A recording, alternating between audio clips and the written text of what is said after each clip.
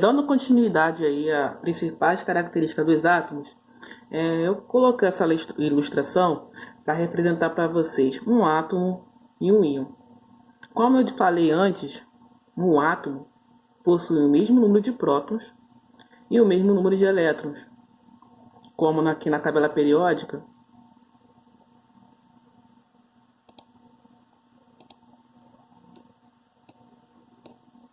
Que está o cálcio, né? Então, aqui o número atômico o número atômico é 20. Então eu tenho 20 prótons e se é eletricamente neutro, eu tenho 20 elétrons. Então, quando isso há uma diferença no número de prótons com elétrons, eu estou falando de quê? De íon. O íon é uma espécie que doa ou recebe elétrons. Então, vocês verão que aqui na eletrosfera eu tenho 4, 5, 6, 7, 8, 9, 10, 11. Eu tenho 11 elétrons. E aí o sódio foi e resolveu doar o seu elétron para alguma espécie química. Então, se tornou um íon. 1, 2, 3, 4, 5, 6, 7, 8, 9, 10. 1, 2, 3.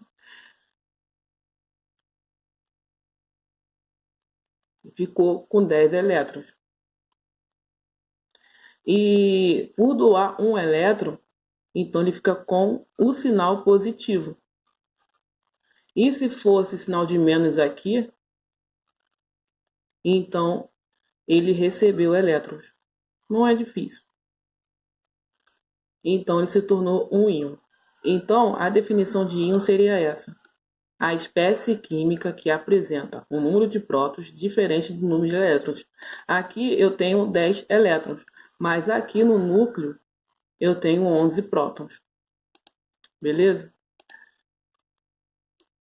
Aqui está me dizendo que íons positivos se chamam cátions e íons negativos se chamam ânions. Exemplo: sódio, potássio e cálcio, eles têm a tendência de doar elétrons. Então, aqui tá dizendo para mim que foi doado um elétron, aqui no K+, um elétron, e no cálcio foi doado 2 elétrons. E aqui no exemplo dos ânions, aqui tem o flúor, o oxigênio e o bromo. Eles têm a tendência de receber elétrons. Então, aqui ele recebeu um elétron, aqui ele recebeu 2 elétrons, o oxigênio, e o bromo recebeu um elétron. Beleza?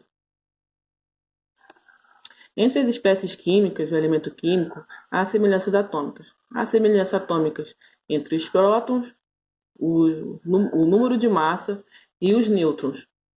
Bem, a primeira aqui, isótopos, espécies com o mesmo número de prótons, mas diferente número de massa. Então, repare que aqui no hidrogênio,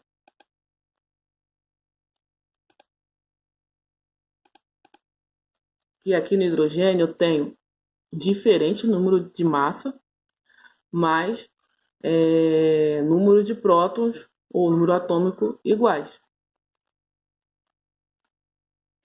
Vamos para isóbaros. E eu coloquei esse P aqui em vermelho para representar para vocês, tipo um macete, que se tiver um P aqui, a gente está falando de prótons. Aqui no isóbaros, a mesma coisa. Aqui tem a letra A, então, como macete, é o número de massa. Espécie com o mesmo número de massa, mas diferente número atômico. Aqui eu tenho diferente número atômico, ou diferente número de prótons, mais número de massa igual, entre o carbono e o nitrogênio. André, você falou de prótons, falou de número de massa e nêutrons. Como é que eu descubro? Então, isótonos é espécie com o mesmo número de nêutrons, porém diferente de massa e o número atômico. Simples, é só você diminuir o número de massa pelo número atômico e você vai descobrir pelas espécies que eles são isótonos. Por exemplo, aqui no boro, eu diminui 11 pelo 5, 11 menos 5 deu 6. E o berílio é 10 menos 4, o resultado foi 6. Então, ambos possuem 6 nêutrons. Isso significa que são isótomos. Tá bom? Agora, isoeletrônicos. Preste atenção. Isoeletrônicos são átomos e íons que apresentam a mesma quantidade de elétrons. O Na+ possui 11 elétrons. Se você for olhar na tabela periódica, está lá no grupo 1. Depois vou explicar, quem sabe pode dar uma olhada lá. Ele possui 11 elétrons na eletrosfera. Só que ele doou um elétron, como eu falei antes. Se ele doou um elétron, então ele possui 10 elétrons.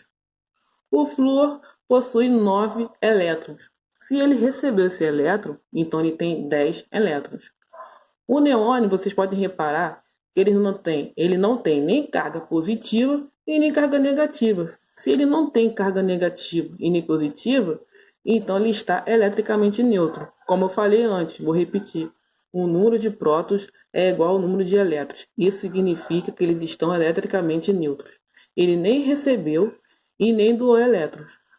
Então, isoeletrônicos é isso. É a mesma quantidade de elétrons que tem entre as espécies químicas. Tá? Níveis. Níveis é a camada da eletrosfera. Vou colocar aqui para vocês a imagem.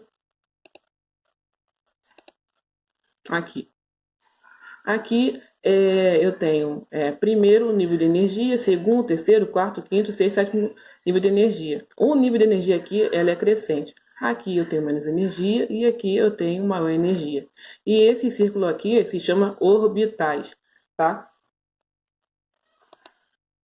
Então,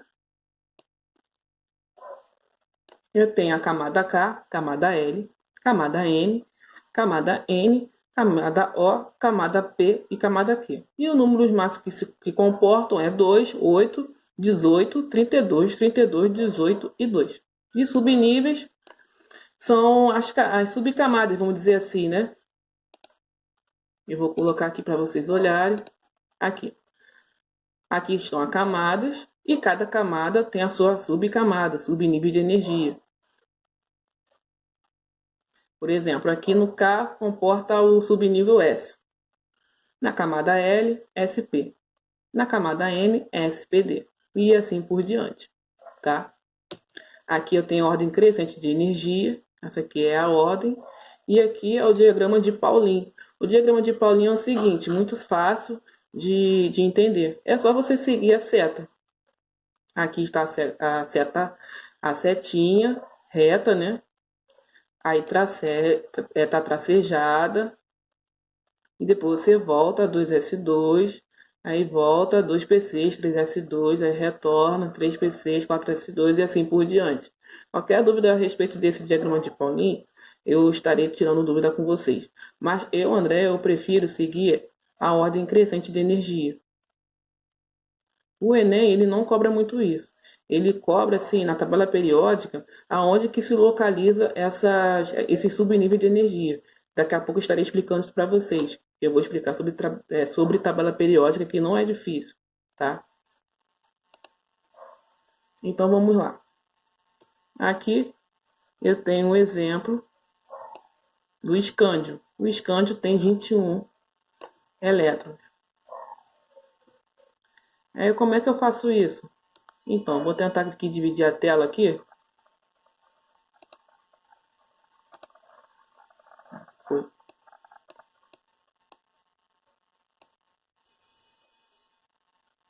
Então, aqui ele possui 21 elétrons. Então, você seguindo aqui a ordem aqui, você vai conseguir fazer a distribuição eletrônica. 1s2, 2s2, 2p6, 3s2, 3p6, 4s2 e 3d1. Esse 21 aqui é a soma desses números aqui, que estão localizados aqui. Então, vamos lá. 2 mais 2, 4. 4 mais 6, 10. 10 mais 2, 12. 12 mais 6, 18. 19, 20. Mais 1, 21. E o nível, André? Separei aqui por cores. Como tem camadas e subcamadas, aqui na camada K, encontra um S2. Na camada L, 6 mais 2, 8. Então, como é a segunda camada, a gente sabe que é a segunda camada por aqui, ó. Tá? Essa localização aqui. Ah, André, aqui é M9, mas aqui em cima tá 8. Então, tem esse 3D1, porque ele se encontra onde? Na terceira camada. Eu olho por aqui. 3S2, 3P6 e 3D1.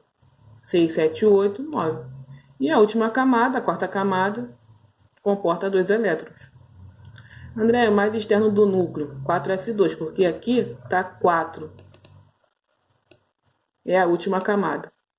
E o mais energético sempre vai ser o último. Não se esqueça. O mais externo não quer dizer que é o mais energético, tá, gente? Não confunda. Mais externo é diferente de mais energético. O mais externo é o 4S2. Deixa eu olhar aqui para ver se tem aqui. Aqui, ó, mais externo.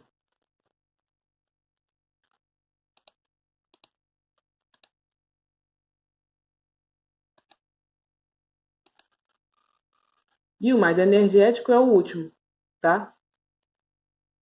Ah, André, e se tiver um íon para fazer a distribuição eletrônica? Por exemplo, esse ferro aqui, ele é um íon. Ele tem 26 elétrons, mas foi doado 2. Você vai fazer a distribuição normal desse elemento químico e o que, por exemplo, a última camada que é retirada, que é o 4S2. Você nunca vai tirar daqui, porque aqui é a terceira camada. As doações de elétrons, ou recebimento de elétrons, é sempre pela última camada, tá? Aqui estão os exercícios. Espero que vocês gostem dessa explicação. Desculpa alguns ruídos, desculpa alguma coisa aí. Eu sei que o vídeo não é aquele vídeo 100%, mas eu quero passar para vocês, né, nessa situação que a gente está passando aí. A gente não pode parar, tá bom? Um beijo aí. Estou pronta para receber as dúvidas, tá bom? E um beijo. Até logo. Se vocês gostarem, vocês falam para mim, André, eu gostei do vídeo, pode mandar mais vídeo aí. Agora, se vocês não gostarem, vocês acham que é maçante, que é chato, então estarei usando outra forma para mandar a explicação para vocês. Beleza? Beijão e tchau.